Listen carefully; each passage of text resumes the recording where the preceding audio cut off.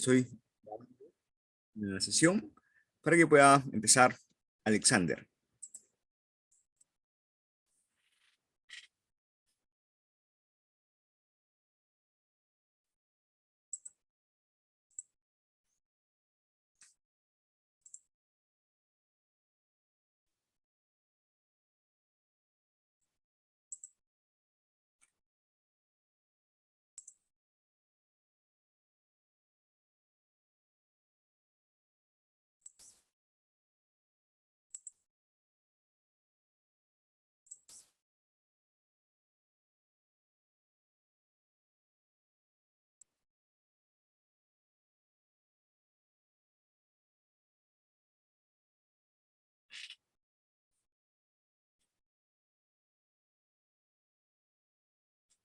Alexander, puedes empezar.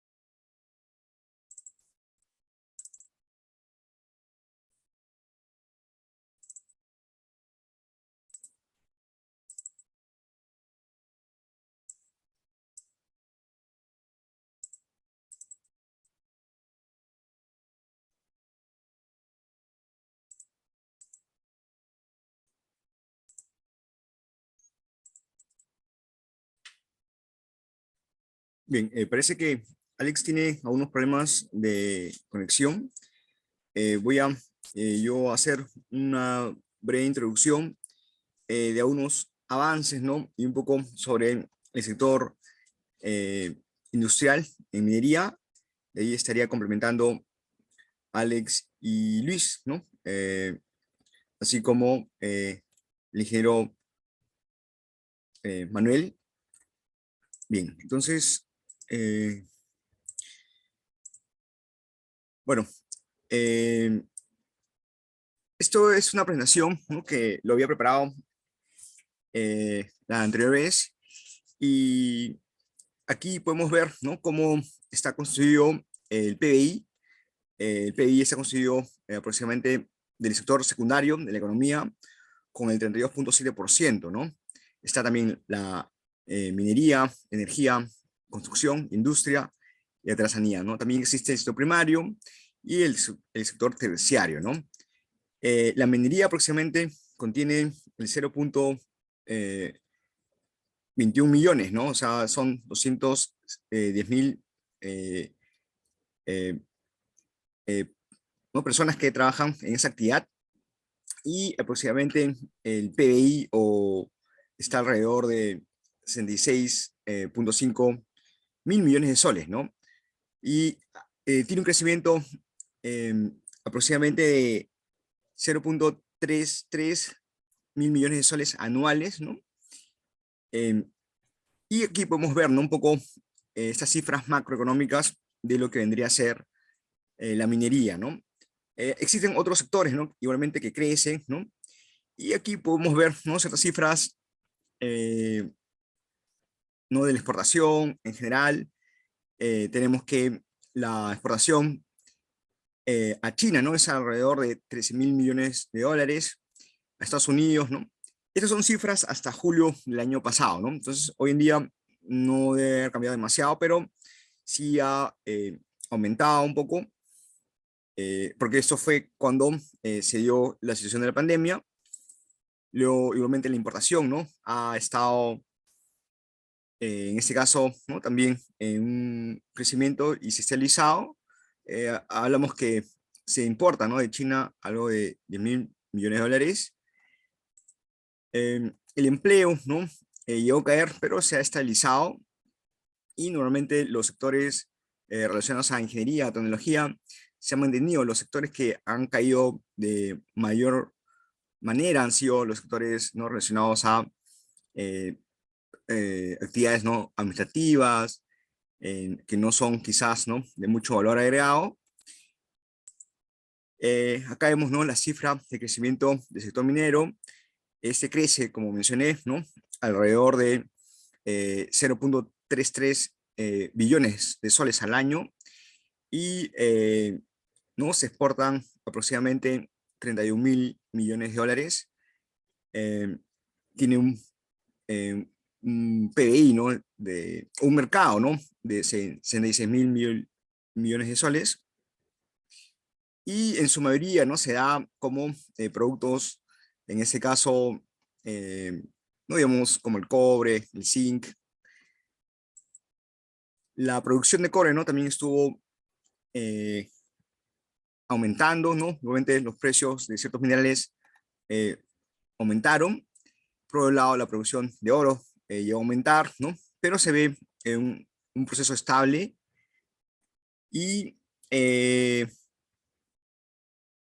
entonces eso es un poco, ¿no? Lo que quería yo complementar. Acaba ya llegar Alex. Bien, entonces Alex, ¿puedes completar tu presentación? Había hecho una presentación anterior. Creo que sí, sí ayuda a mirar, cómo están.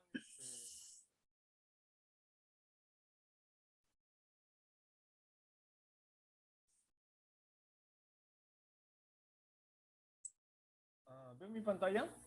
Sí, tu audio está un poco bajo. Ya. Ok, ¿Ahora me escuchan mejor? sí,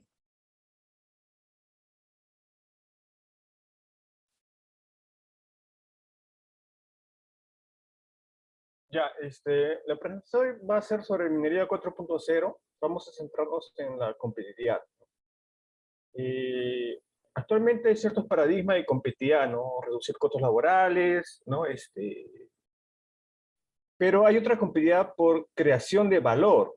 ¿Eso qué significa? Que agregas o diseñas productos y procesos que son más eficientes que lo que normalmente hay, ¿no? Bajo ese paradigma de competitividad, el Perú tiene una posición interesante respecto macroeconómicamente. Estamos como primer país más estable a nivel macroeconómicamente en América Latina, pero estamos no tan competitivos en lo que es adopción de ciencia y tecnología, lo que es capacidad de innovación, ¿no? Son esas cosas que justamente las maestrías, los posgrados tienen de subsanar, ¿no? Ahora, hay un contexto tecnológico, ¿no? En nuestro país, hay un atlas de competitividad tecnológica por el MIT Harvard que indica un mapa de los países que son capaces de hacer cosas diferentes a que otros. Por ejemplo, es diferente un país que puede hacer pescado congelado, requiere una tecnología para poder congelar el pescado, otro país que necesita hacer equipos biomédicos. En ese sentido, nuestras exportaciones son productos de valor, pequeño valor agregado, pero justamente es algo que queremos cambiar. Hay una serie de tecnologías disruptivas. Este es una,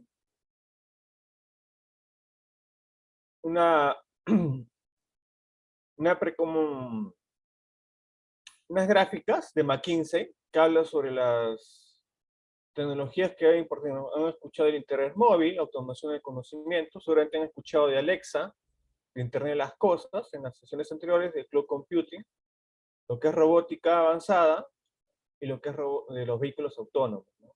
Estas 6 principales tecnologías tienen que ver con mecatrónica, ¿no? Hay otras cosas que están relacionadas a aplicaciones, claro. En base a eso, ya desde 2012-14 se viene hablando de la cuarta revolución industrial, ¿no? La cuarta revolución industrial tiene que ver con los sistemas ciberfísicos, a diferencia de la primera, que tiene que ver con la máquina de vapor, la segunda, lo que es la electricidad, la línea de ensamblaje, y la tercera industrial en los 70, 80, que tiene que ver con la parte electrónica, la parte de automación por computadora. Los sistemas ciberfísicos son sistemas que integran partes físicas, mecánicas, electrónicas, fábricas, con sistemas que están conectados a través del IoT, pero están controlados a través de la nube, ¿no? Del cloud computing.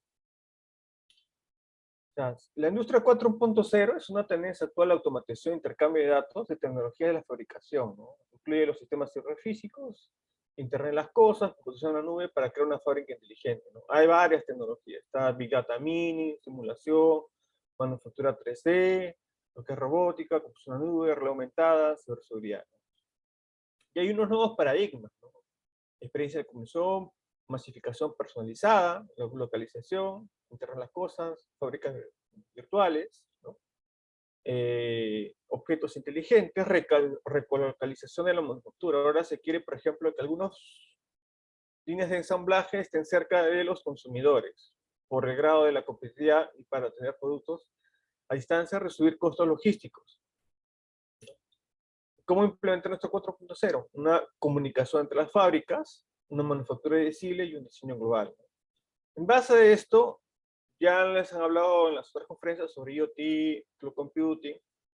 Yo voy a hablar básicamente de dos temas: sistemas ciberfísicos y lo que es Machine Learning, ¿no? Inteligencia artificial.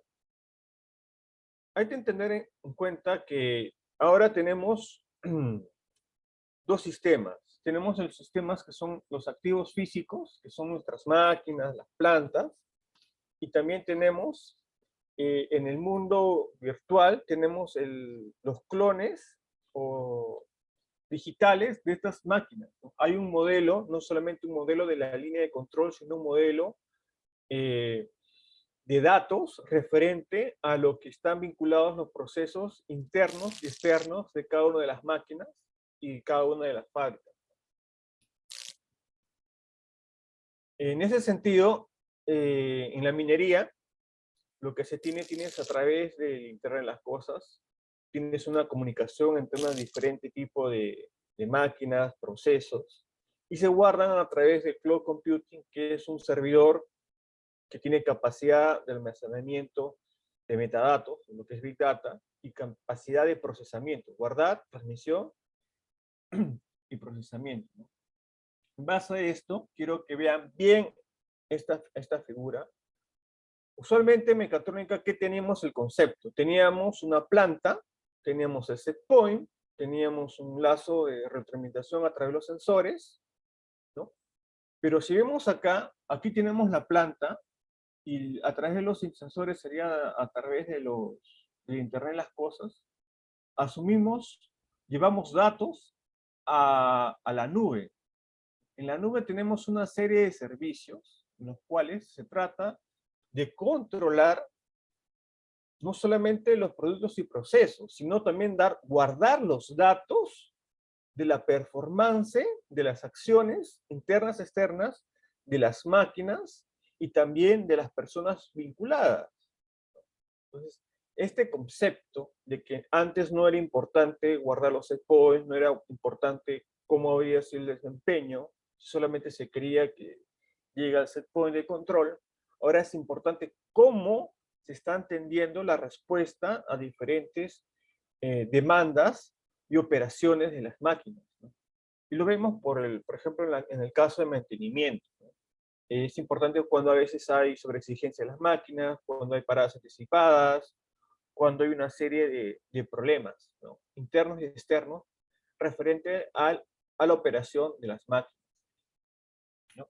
Aquí, por ejemplo, de una manera ilustrativa, tenemos un pequeño laboratorio con varios workstations que toman datos, ¿no? A través de un PLC, ¿aló? Se conectan a un Ethernet, y ese Ethernet guarda, primero tienes la máquina, tienes tu red de sensores, a través, guarda los datos De ahí guardan un servidor, ¿no? Que puede ser un edge computing, si es un servidor local, y de ahí a un, ¿cómo se llama? A un servidor principal, al cloud, pueden guardar, por ejemplo, hay compañías que tienen varias minas en todo el mundo. Entonces, ellos tienen un servidor central, pero en cada mina ellos pueden tener servidores locales, que sería el edge computing. Entonces, recapitulando, ¿no? Tenemos esta parte de los activos físicos que vemos no solamente las máquinas, los procesos materiales, que están vinculados al proceso productivo. Hay que guardar esos datos en el ciberespacio, que sería en una cloud, ¿no? En un servidor, para luego hacer la parte de inteligencia artificial, ¿no? Lo que es Big Data, procesamiento de la información, para tomar mejores decisiones, cuando un producto llega a ser óptimo, eh, cómo se podría reducir el consumo de energía, el consumo de combustible, cómo se puede prever ciertas fallas en el uso de los equipos, ¿no? Y en el desempeño de los procesos. Ahora vamos a hablar de inteligencia artificial, ¿no? Muchos de nosotros seguramente ya hemos escuchado desde 2000 a inteligencia artificial, ¿no? ¿Qué es, no? O sea, se quiere que las computadoras hagan tareas que son parecidas a lo que los humanos hacen. Reconocer figuritas o reconocer cierto texto de los periódicos, tener cierto grado de significancia. Y en Machine Learning ya en el 2000 fue un poco más popular, ¿no? Que se quería entrenar, en este caso se podría decir clasificadores en base a datos preetiquetados, sin necesidad de personas, poder, digamos, predecir que se podría hacer eso, ¿no? Es aprendizaje en base a datos. Y en Deep Learning, justamente también a partir de 2010, es más popular porque hay más poder computacional. Los clasificadores basados en Deep Learning empiezan a tener, digamos, eh, muy buena accuracy, tiene muy buena confidencia en poder predecir, por ejemplo, las imágenes y una serie de tareas, ¿no? Que ya están al nivel de personas, ¿no? Pero hay que tener cuidado porque es un área nueva, que hay que tener bastante, ¿cómo se llama? Experticia para poder, digamos, tener un buen desempeño. Este Deep Learning está basado en lo que son estas redes neuronales. En este caso, usarían muchas capas, no 100 capas, hay, por así decirlo, ¿no? El peso de una red neuronal profunda puede pesar 300 megas, solamente el peso de los valores de todas sus conexiones. Para decir el tamaño de esta red neuronal. Esta gráfica, por ejemplo, hay un review sobre la aplicación de Deep Learning en lo que es minería, ¿no? Tenemos en la parte de exploración, explotación, protección y de reclamación, ¿no? Tenemos la parte, por ejemplo, detección de anomalías geoquímicas, análisis de minerales, ¿no? En la parte de gestión de los equipos, ¿no? Diagnóstico de fallas, ¿no? Por ejemplo, en la parte de mantenimiento predictivo, reclamación, mapeo de la zona donde están los minerales, ¿no? En la parte de gestión medioambiental también. Por ejemplo, acá son las técnicas de Machine y Deep Learning que se usan más en minería, ¿no? Técnica popular, Super Vector Machine, ¿no? Decision Trees. Acá también está Deep Learning, se usa bastante, vemos que es muy popular, ¿no? Y estas son las técnicas que están arriba, son clásicas de Machine Learning. Seguramente algunos de ustedes han escuchado de algoritmo genético. Es una técnica clásica que se enseñaba en lo que es inteligencia computacional ya hace años. No se usa tanto porque hemos visto que Machine Learning, Deep Learning, estos nuevos paradigmas tienen más aplicación. En base a eso también hay, por ejemplo, en el caso de Learning, hay un ecosistema de arquitectura de redes neuronales. Y acá se ve, por ejemplo, cuáles son más usadas. En el 8 son las redes convolutivas. Estas redes que te permiten clasificar imágenes, que lo puedes usar, por ejemplo, para ver cómo está la burbuja en las celdas de flotación, cómo ver, digamos, están identificación de los minerales, puedes también usar modelos generativos para moderar, digamos, la parte de blasting, cuando quieres hacer la parte de voladura en la minería, ¿no? Se usa bastante, por ejemplo, en lo que es perforación, ya se mencionó voladura, la parte de transporte, porque también se puede hacer optimización de derrutamiento de los vehículos, ¿no? Lo que se llama la parte de gran minería en las operaciones mineras. Y también ya se había hablado de la parte de procesamiento de minerales, ¿no? Casos de estudio, bueno, ya desde 2012 Río Tinto está invirtiendo en la minería del futuro, ¿no? Tiene una cooperación entre la Universidad Tecnológica de Calcuta, el Oxford, y también la Universidad, creo que de Sydney.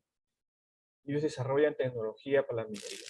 Entonces, hay que entender que ahora hay un boom de las extras en minería, ¿no? A partir del 2012, justamente cuando están empezando estas nuevas técnicas de machine learning, deep learning, y hay una tendencia creciente, ¿no? ¿Cuáles son las metodologías que están desarrollando, ¿no? Vemos que es data analysis, robótica, la parte de inteligencia artificial, también la parte eh, de diseño mecánico, la parte, digamos, impresión 3D, ¿no? La parte de desarrollo de tres imágenes, porque hay que hacer algunas piezas, hay que hacer una parte aquí, ¿no? También hay la parte de desarrollo de software, desarrollo de aplicativos para la misma industria minera, ¿no? ¿Qué oferta de servicios hay, no? Por ejemplo, en el caso de operaciones, mantenimiento, optimización de costos, de extracción, ¿no? También, por ejemplo, para uno también se puede usar Bitcoin para contratos inteligentes, para la manufactura y sus otros servicios, se puede hacer, ¿no? Es parte de ese nuevo paradigma de usar varias nuevas tecnologías para incrementar, digamos, el valor en los procesos de negocios que hay en la industria minera, no solamente en esos servicios, porque esto de cloud computing ya la gente de servicios lo viene usando ya hace varios años, hay una migración, digitalización, ¿no? ¿Qué oportunidades hay, no? La parte de desarrollo de tecnología, hay un 37% estará que están desarrollando tecnologías, en la parte de optimización de operaciones un 26%, ¿no?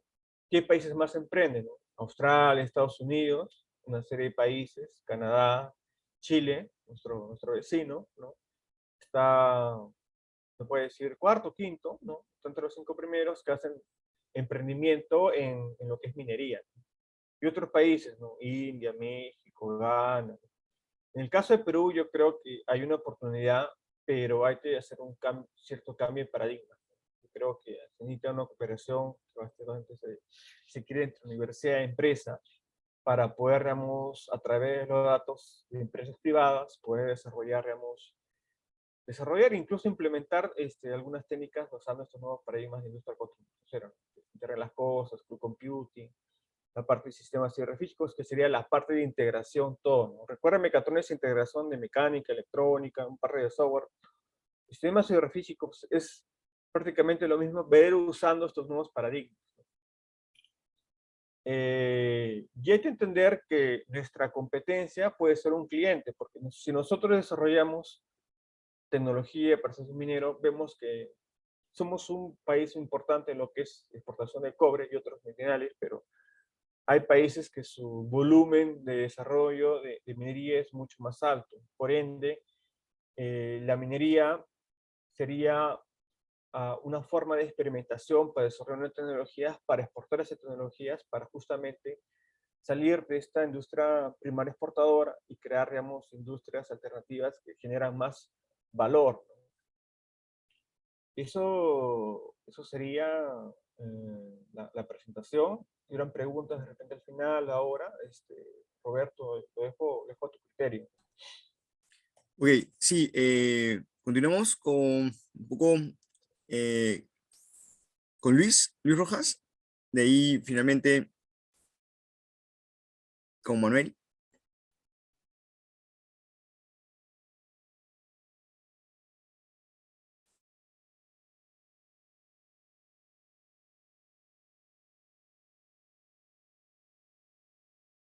Ya, yo dejé de compartir para que pueda presentar.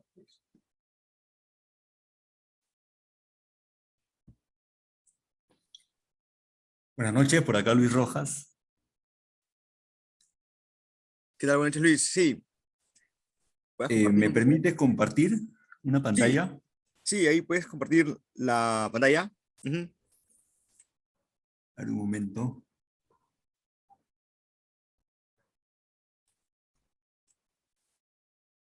Estoy buscando la opción y no la encuentro.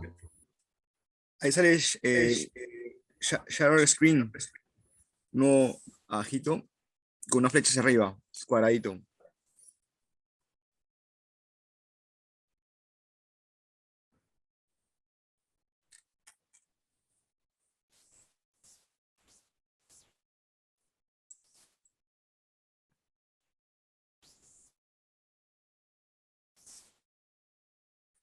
Un momentito.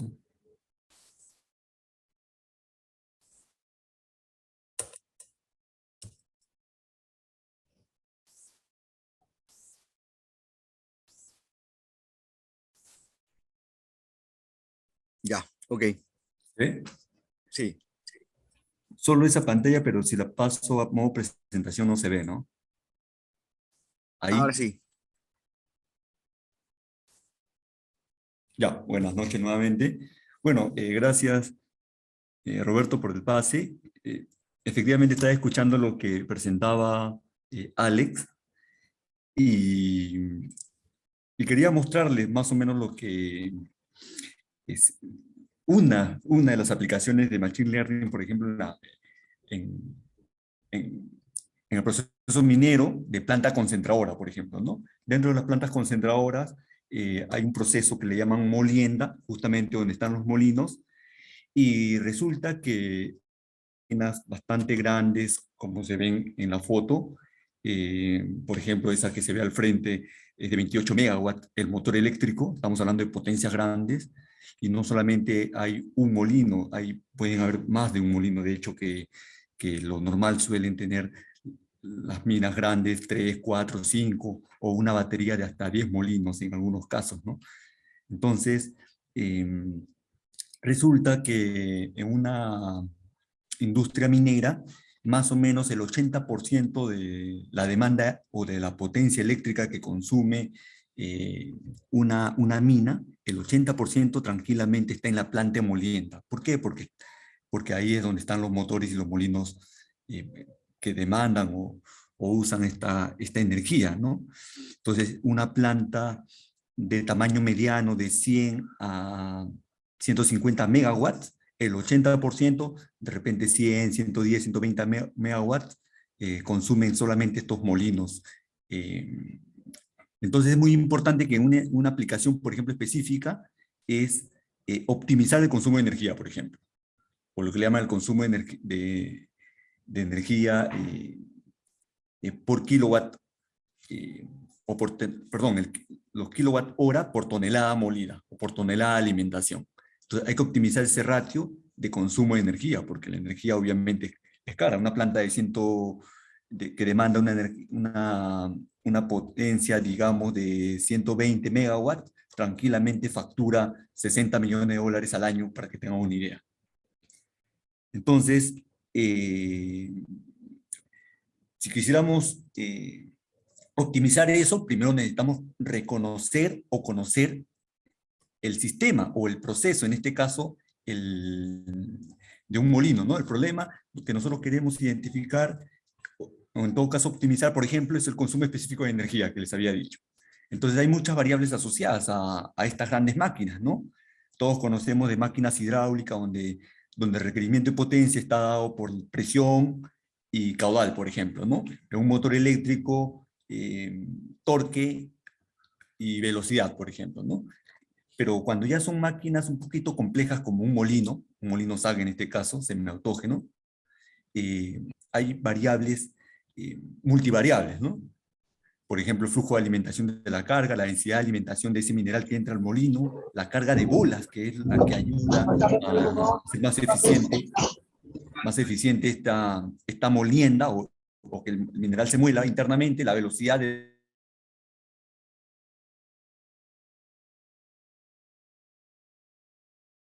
operacionales también. Entonces, esto impacta en el esta máquina grande, ¿no? Entonces ya son sistemas, ya no son tan fáciles de modelar matemáticamente. De hecho, que hay modelos bastante exactos, pero lo ideal es identificar o modelar con técnicas computacionales este sistema, ¿no? O este molino. Entonces, empezamos, ¿no? En todo proceso tenemos problemas. Entonces, el enfoque clásico, ¿qué es? Aplicar reglas conocidas a los datos que existen, ¿no? Es lo que clásicamente solemos hacer. Sin embargo, el Machine Learning nos permite aprender reglas a partir de los datos. Entonces, es muy importante tener información, muy importante tener estos datos que son valiosos en estos últimos tiempos, ¿no? Para poder encontrar la receta o esas reglas que pretende este Machine Learning en un caso práctico como el de acá, ¿no? Entonces, el problema en este caso es ahorrar energía. Es uno de los tantos casos, ¿ah? En realidad, en los molinos también hay la posibilidad de optimizar digamos, el mineral molido, ¿no? Pero en este caso específico es ahorrar energía. Entonces, tenemos los medios que es detección oportuna de ese consumo de energía, ¿no? El personal de operaciones que pueda actuar antes o saber cómo se mueven sus variables justamente para optimizar ese consumo de energía. Y finalmente podrías tener la alerta de que el consumo de energía de repente se está sobrepasando de un límite, ¿no? Entonces, ¿cómo aplicamos Machine Learning en este caso? Entonces, aquellos que en alguna oportunidad tuvimos la oportunidad de repasar o de aprender redes neuronales artificiales, tenemos la posibilidad de implementar esto, ¿no? Obviamente hay software computacionales bastante ya avanzados, como el MATLAB, el Python, que últimamente se escucha, y etcétera, que nos permite modelar sin aplicar ecuaciones matemáticas necesariamente, ¿no? O complejas, o digamos, encontrar la ecuación diferencial, por así decirlo, del proceso, sino con una red neuronal podríamos implementar esto, ¿no? Entonces aquí es donde entran a tallar los profesionales de TI por lo general, perfectamente podrían entrar acá también los ingenieros mecatrónicos, pero involucra un desarrollo bastante amplio de estas técnicas de inteligencia artificial. Conocen, la idea es tener a la izquierda muchas entradas, identificar las entradas del proceso, ¿no? Y con una serie de, digamos, de entrenamiento, por así decirlo, así le llaman, encontrar cuáles son esos pesos, cuáles son esas funciones de activación que hacen que a partir de los datos poder modelar de la forma más cercana posible mi proceso, en este caso mi molino SAP, ¿no?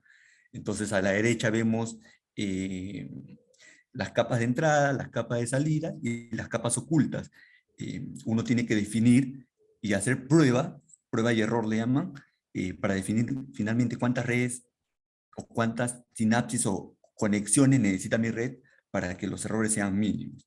Eso lo vamos a ver aquí, pero yo les dije que habría que empezar por datos. Entonces debiéramos tener un sistema de información, un sistema de captura de datos de nuestra planta en un historial, ¿no? Sistemas de información de planta le llaman, para empezar a trabajar esta data, ¿no? Y no solamente, y no se va a usar toda la data, ¿no? Hay un proceso de control de calidad de esa data, hay que filtrarla, eliminarla, la que no sirve, y trabajar solamente con la data que pueda corresponder, ¿no?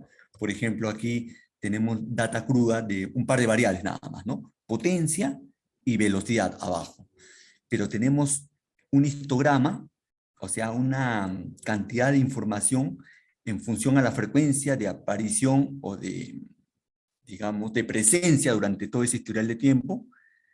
Y abajo en velocidad, que es una variable bastante importante en los molinos, son velocidades bastante pequeñas, 8, 9, 10, 11, 12 RPM, ¿no? Porque estos molinos son accionados por motores síncronos que tienen una alta cantidad de polos que hace que su velocidad sea reducida. Sin embargo, no toda la data es confiable.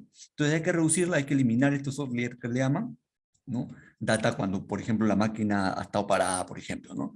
Entonces ya se filtra mejor con qué data se va a procesar. En este caso, potencia y velocidad. Pero obviamente se se tiene que hacer lo mismo para las demás variables. Entonces, se entrena la red y encontramos, en software especializados, y encontramos los errores, por ejemplo, de esta variable potencia versus las potencias reales de esta data histórica, ¿no? Y aquí tenemos más o menos las diferencias o errores. En realidad son errores cuadráticos medios, ¿ya? Que dice la teoría, y las compara versus las variables reales, y tenemos acá unos errores que parecieran grandes, 450 kilowatts, pero estamos hablando de una máquina de 20 megawatts, en donde estos errores más o menos representan el 1 a 2% de error, digamos, si quisiéramos verlo así de forma relativa, ¿no? Estos son los errores absolutos, ¿no? Hay que validar esa información, y finalmente el software ya te da la red, ¿no? La red. Resulta que en este caso específico, después de muchas iteraciones, encuentras que con la capa intermedia, con 2 redes neuronales, es donde obtuviste el menor error. Porque en la presentación o en el slide anterior veíamos que se hizo el ejercicio hasta con 10 redes o 10 neuronas en la capa intermedia, en la capa oculta. Sin embargo, la que te arroja el menor error es con 2 neuronas, que, bueno, es en este caso, no necesariamente va a ser así siempre. Y finalmente uno, después de entrenar por mucho tiempo, hay técnicas para optimizar ese tiempo de entrenamiento, ¿no? Recuerdo que en la universidad nos demorábamos muchas horas en llegar a entrenar esta red. Finalmente tenemos los pesos, las unidades de activación y los pesos de estos vías, ¿no? Que finalmente modela mi molino SAC, ¿no? ¿Con qué variables de entrada? Tratamiento, que es básicamente el tonelaje de mineral, velocidad, ¿no? Velocidad de giro en RPM, porcentajes sólidos, granulometría, dureza, nivel de bolas, y finalmente tengo la potencia a la salida, ¿no? Entonces, ya entrené mi red, validé la información versus la misma data, ¿no? Data histórica, y veo que efectivamente el porcentaje de error es mínimo, y por lo tanto puedo validar esta red. ¿Con qué finalidad? Para optimizar el consumo de potencia, el consumo de energía, mejor dicho. Entonces, señores, esa es una de las tantas aplicaciones que podríamos tener de Machine Learning, pero en verdad, en el mundo de la minería, ya lo había hablado Alex, tenemos el mismo hecho en este molino, por ejemplo, de optimizar la molienda misma, o sea, el tonelaje molido, ¿no? La producción de mineral, un mantenimiento predictivo, tenemos muchas aplicaciones. Aquí hay un poco de la fuente de información donde encontré esto, ¿no? Por si acaso lo que acabo de presentar son aplicaciones reales que ya se están dando acá en Perú. Sin embargo, como ya lo había dicho Roberto, Alex, mucho de estas implementaciones vienen de afuera, ¿no? No encontramos todavía necesariamente acá en Perú empresas o gente que hace estos servicios especializados, y mucho dependemos de nuestro país vecino, de Chile, donde ya se están implementando, bueno, ya se han implementado muchas cosas en Machine Learning, por ejemplo, que se están, digamos, repitiendo, replegando acá en Perú también esas oportunidades, ¿no? La intención, o la idea, mejor dicho, es que también Perú pueda desarrollar estas tecnologías, ¿no? Eso es lo que quería compartirles, estimados amigos. Roberto. Ok, gracias Luis. Ha sido bastante interesante conocer esta aplicación de esa nueva tecnología en Machine Learning en los molinos. Y finalmente no tenemos la participación del ingeniero Manuel Valverde, ¿no? Algo breve, ¿no? Que quería comentar a lo que mencionó Luis.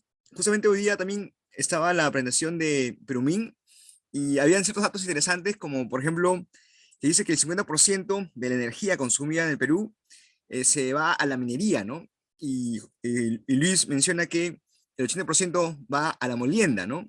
Entonces casi, ¿no? La gran cantidad de energía que se consume va netamente, ¿no? A la molienda.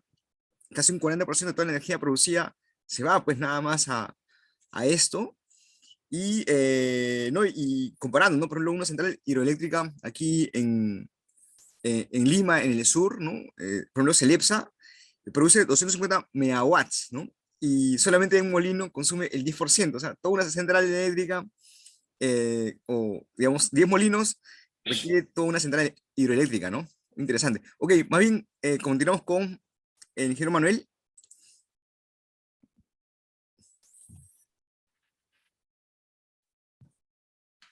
Hola, ¿me escucha? Sí, ingeniero, ¿qué tal? Buenas noches.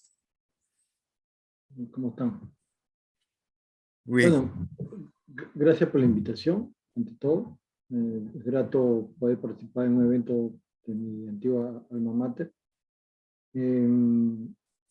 Bueno, sobre el tema, yo quería un poco centrarme en la exposición de Alex y luego en la de Luis.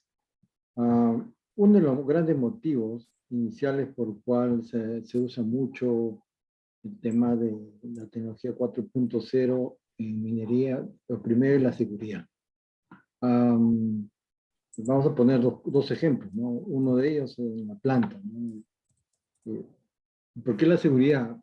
Seguridad y salud.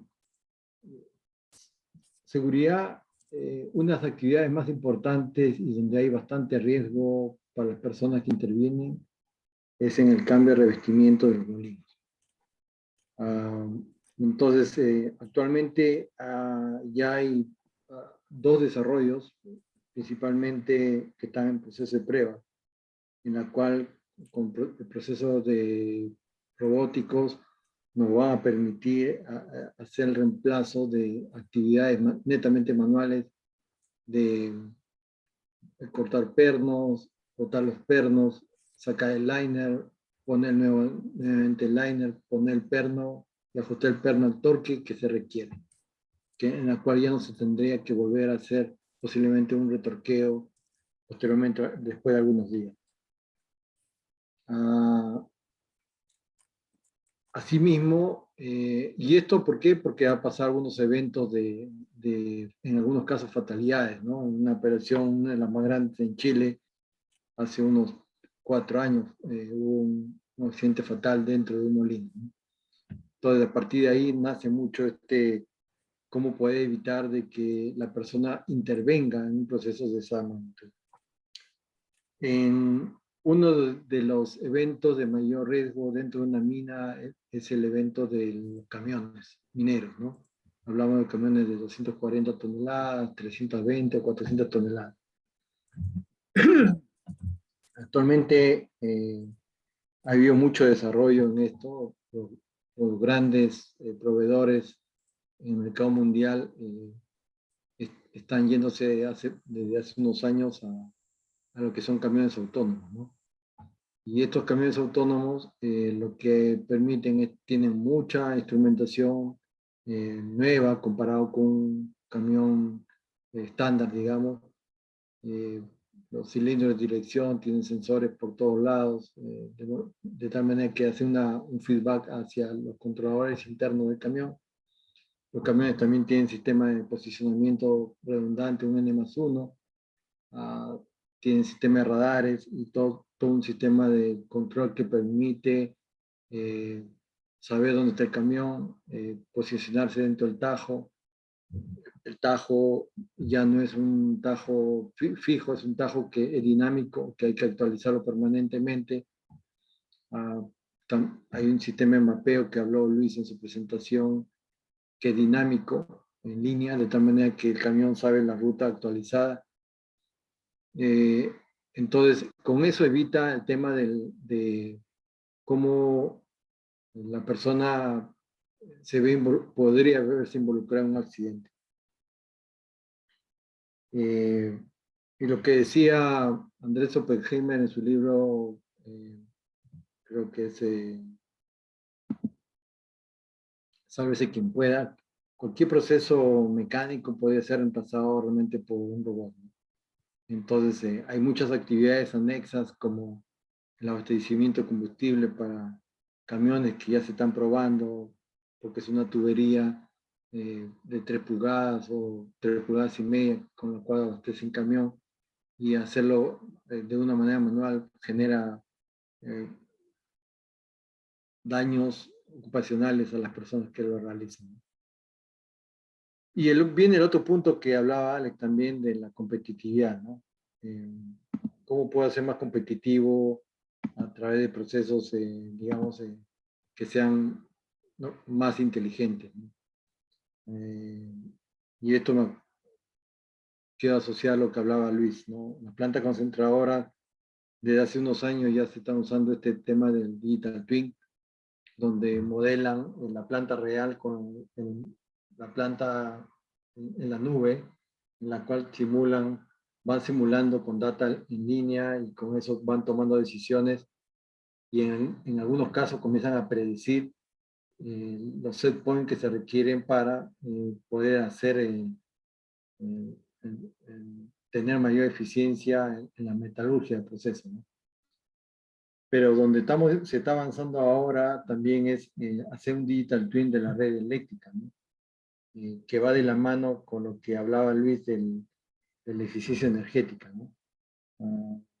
Ya hay 2 proveedores en el mercado también que están ya con estas aplicaciones de digital twin eléctrico, de tal manera que yo puedo capturar datos en línea permanentemente.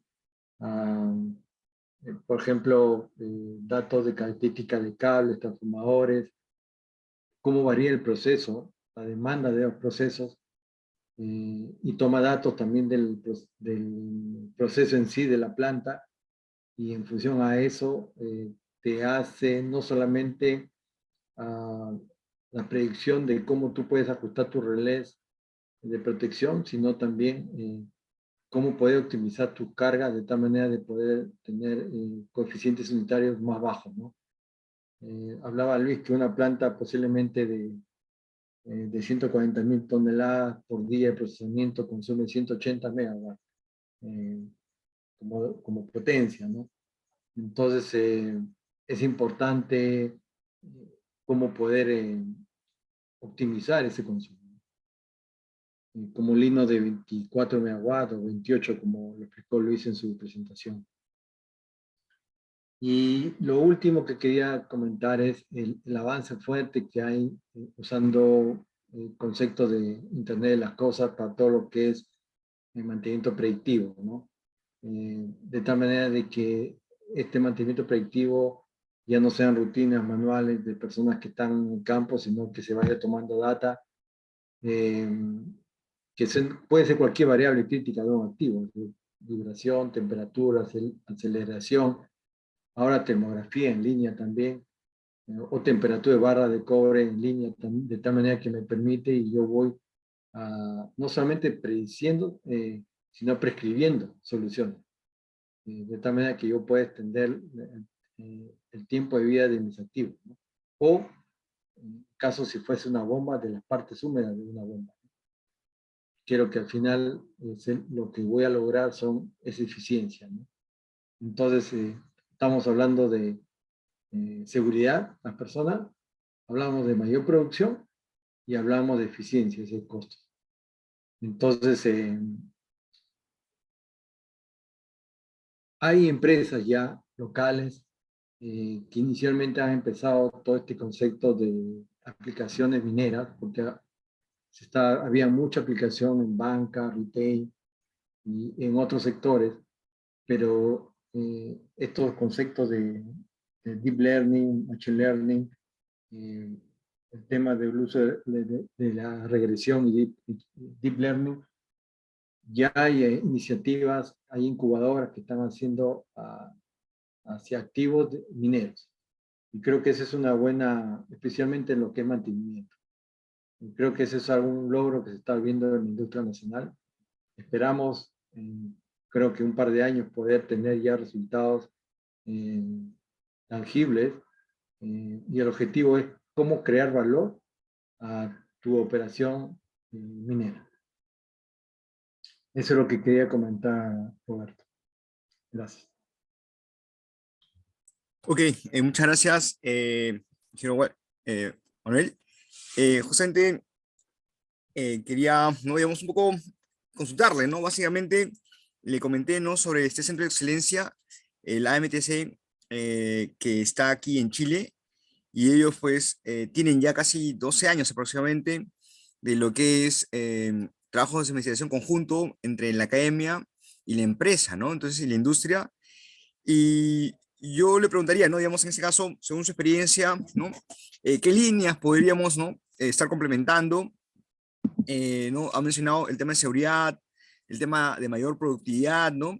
Y también crear valor, ¿no? Entonces, eh, y también, por ejemplo, existen varios, digamos, proyectos importantes, entonces, ¿no? Que están generando ciertos conflictos sociales, por ejemplo, y la idea era poder, ¿no? Digamos, ver una manera de que recurso hídrico, ¿no? Como el agua que se utiliza en el agro y la minería, pueda también, ¿no? Compatibilizarse o, de cierta manera, ciertas tecnologías, ¿no? Que permitan una minería sustentable, ¿no? Entonces, el tema era, según su experiencia, ¿no? ¿Cuáles podrían ser, ¿no? En una primera etapa, las líneas de investigación que se podrían desarrollar de manera conjunta, ¿no? Como prioridad, ¿no? O sea, sería interesante conocer, ¿no? Un poco eh, ¿cuál recomendaría usted, ¿no? En ese caso. Bueno, creo que el tema del cambio climático es algo súper importante. El uso de las energías renovables también, que van de la mano. Yo creo que aplicaciones de lo que es cómo poder reducir, buscar eficiencia energética es una que es muy fuerte, y también la eficiencia del consumo de agua, ¿no? Esas dos son importantes para lograr la sostenibilidad de las operaciones, creo. Ok, sí, sí, muy bien. Sí, no, digamos, eso sería, ¿no? Algunas líneas que se podrían estar trabajando, ¿no? Justamente a través de la cooperación entre la academia, ¿no? Para poder, de esta manera, dar soporte, ¿no? A los temas, en ese caso, ¿no? Para que aumente o mejore, ¿no? La actividad productiva. Y no sé si Alex, ¿quieres complementar algo a lo que ha mencionado Luis y el ingeniero Manuel? Sí, bueno, felicitar a Roberto por relación al evento. Luis también muy excelente presentación muy didáctica de redes neuronales. Guillermo Verde también ha dado varios ejemplos de oportunidades de desarrollo, ¿no? En cuanto a lo que es conflictos sociales y lo que es gestión del agua, yo he hecho hace tiempo una revisión bibliográfica y a través de lo que son gestión de datos, de posicionamiento, tienes, por ejemplo, donde hay conflictos sociales y donde hay minería, ¿no? Y donde hay problemas de agua, ¿no? Cruzas tres tipos de datos y encuentras zonas sensibles. En estas zonas sensibles, ahí hay que hacer procesos de eficiencia de la parte molienda, porque el problema de la celda de flotación es, si no tienes una buena molienda, va a gastar mucho más agua, ¿no? Y lo otro es hay que optimizar este proceso de la parte de la burbuja, ¿no? No solamente es un proceso mecánico en el que hay que encontrar una aceleración, una velocidad y también de los insumos químicos, sino es un proceso físico-químico, ¿no? Que hay que estudiar, ¿no? Y para eso está este curso también en la maestría de control de procesos metalúrgicos, ¿no? Curso Mineros. electivo. Mineros, ¿no? Ujú. Eh, entonces, en ese sentido, ese sería, digamos, la parte. El otro también sería ver con la información que tendrá desde la autoridad del agua, es cuando hay mayor sequía en esas zonas donde hay carencia, ¿no?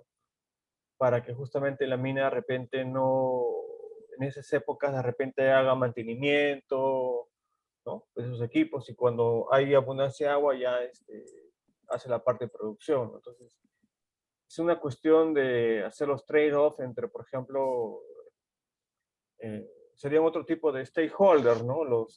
Las comunidades mineras, ¿no? Porque también hay que entender que este proceso de privatización afecta al desenvolvimiento de la mina, ¿no? Y la parte de sostenibilidad, ¿no? Eso yo creo que con respecto a tu pregunta, ¿no? De sociales y la parte del agua, ¿no? Ok, gracias, Alex. Luis, en tu caso, no sé si tienes algo para complementar finalmente.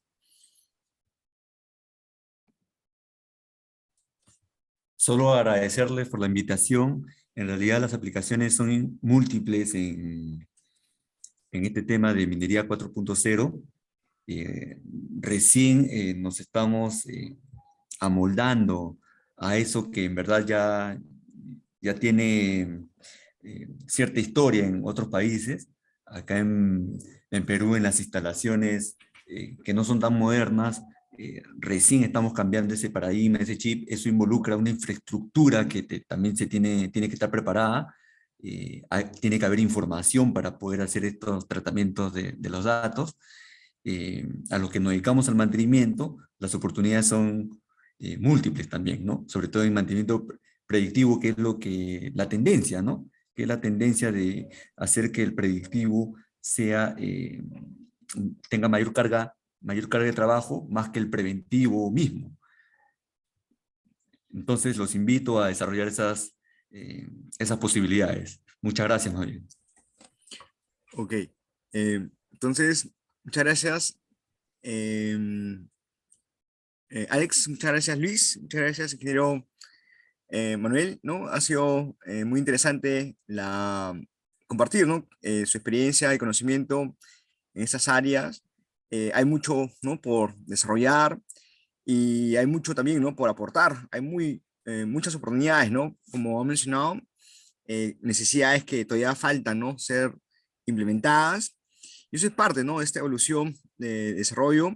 Justamente también, ¿no? Digamos, en este proceso bueno, este ciclo de conferencias también en paralelo han estado viendo otros eventos en minería y uno de los ponentes, ¿no? Hablaba también de que solamente se está explorando, ¿no? O explotando un 2%, ¿no? De la superficie, o sea que hay más de 98%, ¿no? Por explorar, por desarrollar, y se habla incluso de una minería, ¿no? Que pueda tener hasta 1000 años, ¿no? O sea, digamos, hay muchísimo, ¿no? Por hacer. Entonces, ¿no? Digamos, hay que mejorar, ¿no? Todos esos temas tecnológicos, dar soluciones de alto nivel estándar, ¿no? Y entonces es un poco también lo que queremos contribuir, ¿no? Como academia, a entender los problemas, ¿no? De la industria, dar un poco las soluciones o plantear, ¿no? Ciertos conceptos que luego se van a poder viabilizar. Bien, entonces, no sé si algún participante tendrá una consulta con los ponentes.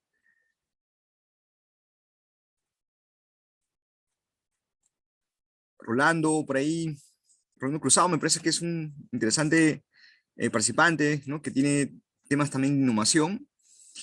Eh,